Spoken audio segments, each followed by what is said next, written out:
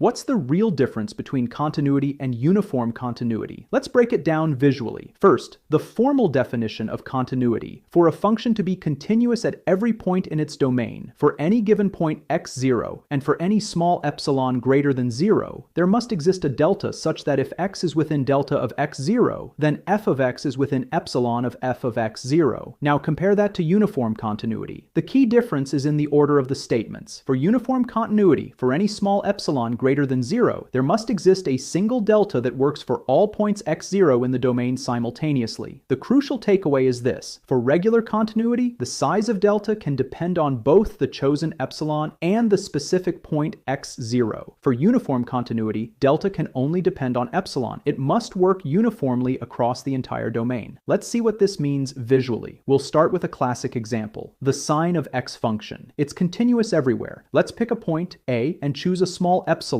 which creates a band around the function's value at that point. For this point and this epsilon, we can find a suitable delta. This creates a window on the x-axis. Notice how the graph stays neatly within the epsilon band while inside this delta window. The vertical change is bounded by 2 epsilon, and the horizontal window is 2 delta. Now watch what happens if we use the same epsilon but choose a different point. The required delta changes, and another point, yet another delta. For a continuous function, the delta you need can change from point to point, even for a fixed epsilon. Now let's look at a function that is continuous but not uniformly continuous. The exponential function e to the x on the interval from 0 to infinity. We'll try to find a single delta that works for a fixed epsilon everywhere. Here's our magic box of size 2 delta by 2 epsilon. We'll slide it along the graph. For a while, it contains the function, but as we move into steeper regions, the graph escapes. The function changes too rapidly for this delta to contain it. Let's try a smaller delta. We make the box narrower. We slide it again. It works for a bit longer, but eventually, the incredible steepness of the exponential function wins again, and the graph breaks out of the top of the box. We try an even smaller delta, and again the graph escapes. No matter how small we make delta, if we slide the box far enough to the right where the function is extremely steep, the vertical change over that tiny horizontal interval will eventually exceed our fixed epsilon. This demonstrates the core idea. No single delta works for every point in the domain. The exponential function is continuous at every point, but it is not uniformly continuous on this interval. Follow for more mathematical insights.